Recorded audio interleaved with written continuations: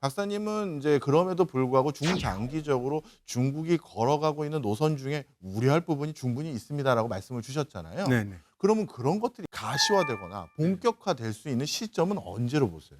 가장 유력해 보이는 시간은 2027년이라고 말씀을 드리고 있어요. 2027년이요? 예. 거의 3년밖에 안 남았는데 네. 구체적인 시점을 어떻게 그렇게 딱 잘라서 말씀해 네. 주실 수 있어요? 현재는 미국과 충돌했을 때 중국이 미국의 군사력을 이겨내면서 타이완까지 완전히 통일을 시킬 만한 실력이 부족하다고 봅니다. 예. 준비가 덜 됐다 한마디로. 그래서 시진핑 주석 본인도 2027년까지는 인민해방군이 타이완을 점령할 수 있는 실력을 갖췄으면 좋겠다라고 이것도 예. 보도가 다 된 상황이에요. 예. 그렇다고 생각을 하면 14차 5개년 계획은 전쟁을 준비하는 해, 음. 15차 계획 2030년까지는 전쟁을 수행하는 해, 음. 2035년까지는 전후 처리를 하고 끝나는 단계, 30년 정도에는 전쟁을 마무리했으면 좋겠다는 계획이라면 예. 그러면 시작하는 해는 2027년이 가장 유력하구나 이렇게 생각을 하는 거고요.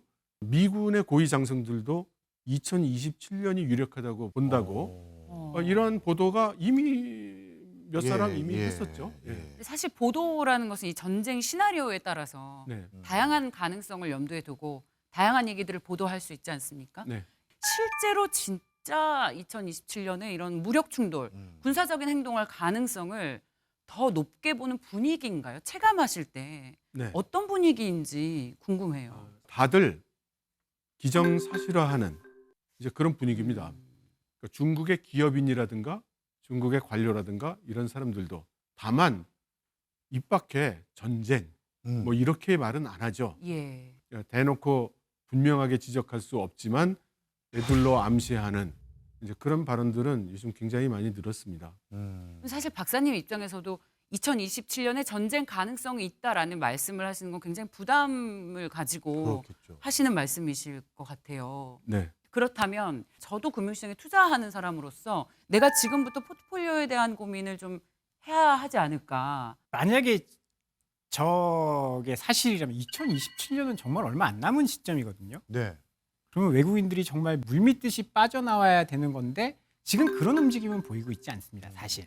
혹여나 미국이 참전을 한다라고 한다면 이건 굉장히 큰 재앙이 될 수 있기 때문에 금융시장에서는 거기까지는 상상하고 있지 않다. 알겠습니다. 중국이 어떤 일정 수준 이상의 무력 수단을 동원하게 되면 북한은 어떤 행보를 보일지, 그리고 남한과 북한의 관계는 또 어떻게 될지, 그런 부분에 대해서도 좀 알려주세요. 제가 생각하는 것은 만일에 중국이 타이완을 공격하겠다고 생각을 한다면 네. 가장 먼저 선행 조치를 해야 될 것이 주일 미군과 주한 미군에 대한 조치입니다.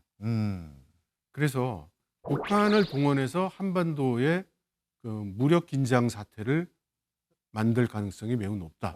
그래서 주한 미군을 묶어놓고 행여라도 있을 수 있는 한국의 참전을 막기 위한 조치를 먼저 해야 되고, 예. 그러기 위해서 가장 생각할 수 있는 것은 북한을 이용한 긴장 상태를 야기시키는 예. 것이라고 생각을 합니다.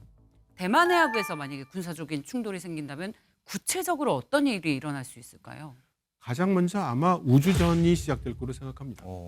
그래서 우리 궤도상에 있는 미군의 위성들, 그 일론 머스크가 올려놓은 스타링크가 지금 우크라이나에서 지원하고 있는 기능 같은 것을 무력화시키는 예. 이제 그런 일이 일어날 것이고, 중국 쪽의 위성 탐지 기술이 아직은 좀 부족하기 때문에 그 민병대들이 해상에 널리 포진해서 정찰선의 역할을 할 거라고 생각을 합니다. 또 하모니 OS, 그 화웨이가 만든 OS에만 앱이 돌아가는 폰.